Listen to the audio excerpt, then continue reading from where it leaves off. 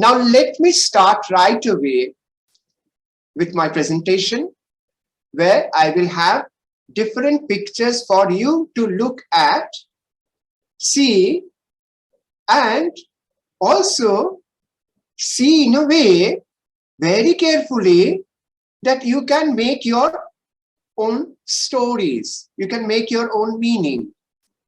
And later on, after the session, you can also write down that what did you think about a particular art or a painting. You can see my PowerPoint presentation. So today, we call this session Fun of Looking, right? And right here, from this very first picture, you can see, first of all, there is this title, Fun of Looking.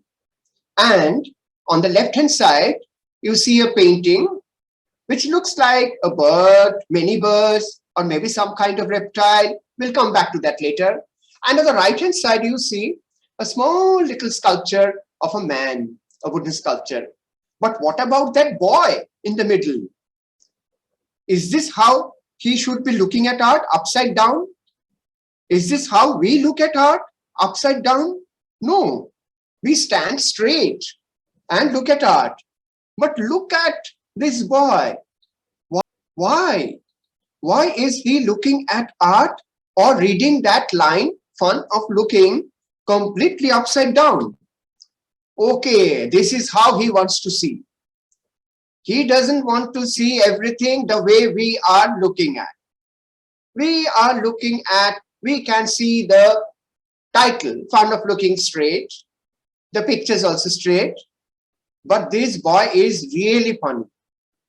He wants to look at the pictures as well as the writing upside down. And so you see, he is enjoying both the sculpture and the painting in a way that we do not usually do. So sometimes it can be fun. Sometimes it can be really crazy to see a work of art. No, please don't try to stand upside down. Either you will fall or you will break your head. I don't want that. But sometimes it is possible to turn a painting upside down.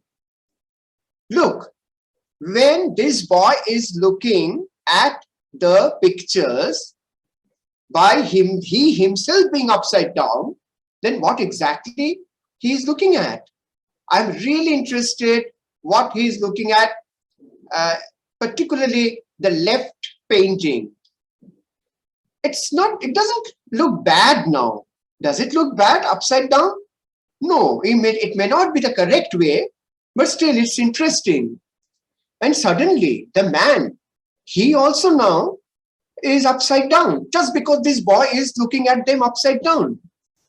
So when I was a small boy like you, sometimes I used to play this game.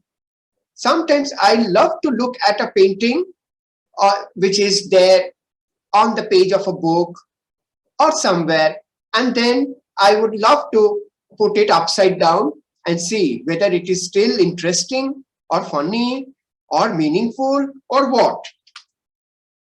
Now, we make that boy again upside down because enough of looking at the paintings upside down. We want to see the paintings as it is and also the writing, fun of looking.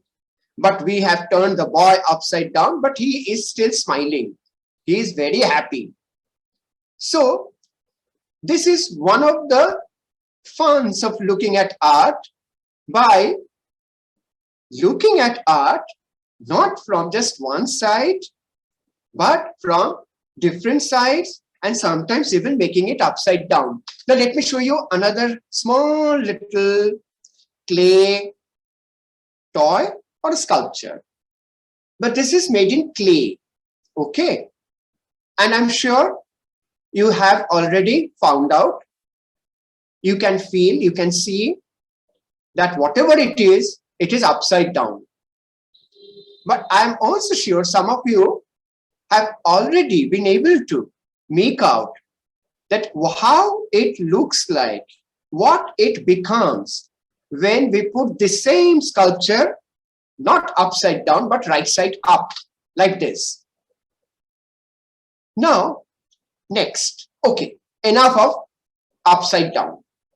Now onwards we shall see everything right side up. But I think you are already pretty sure that this is a small little bird, isn't it? But wait a minute. I don't see the beak of the bird. Maybe it is broken. But even if the beak of the bird is not there, I think you can feel that the beak is there somewhere. At least you can feel that it is a bird. You can already see the eye. You can see the wings. You can see that the bird is right on the floor. But can you see anything else? This is my question. Not that you have to answer right now, but you can give it a thought. Because the fun of looking at art is, of course, trying to discover what it is, whether it is a bird or an animal or a building, fine. I mean, I would like to ask myself that, okay, this is a bird, fine. But what about the feeling of the bird? Why? What exactly the bird is thinking? Do you have any feeling? Do you think the bird is happy? The bird is sad? The bird is thinking?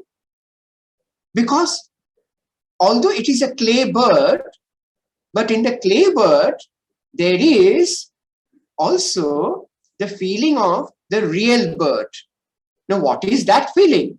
This will be my another question to you, which you will think about it later on.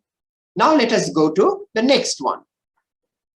I will not say what it is. Surely this is an animal. This is not human being. This is not me, at least. This is not even you.